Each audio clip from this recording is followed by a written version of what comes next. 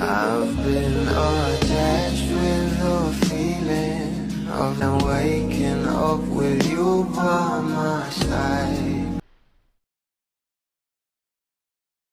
Sa bawat statement nga na binahagi sa social media ng ating Donnie Pangilinan ay pinapakita nga nito kung gaano nga talaga kaimportante sa kanya itong ating Bel Mariano.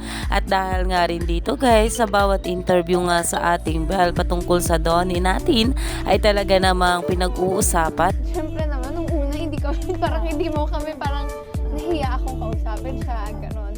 We're so close now. Like, paano ba? Like, he's the person that I can confide in. He's someone accountable. Na, ayun nga, na, yes, he is a blessing in a way na, like, I wouldn't be here without him. So, and our support is true. Baka girls on Don, but without Donnie, you know? At ayon pa nga guys dito, don't make Bel take ownership of the mistrust you have toward D.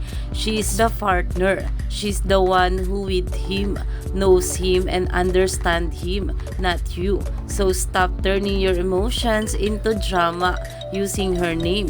Bel is not you. She doesn't carry the weight of your assumption or doubts. Iyan na nga ngayon ang pinag-uusapan na alam naman natin na ngayon ay talagang meron ngang kinakaharap na issue itong ating Donnie Pangilinan. Kaya naman sa binigay nga nitong statement ay talagang naliwanagan nga ang lahat.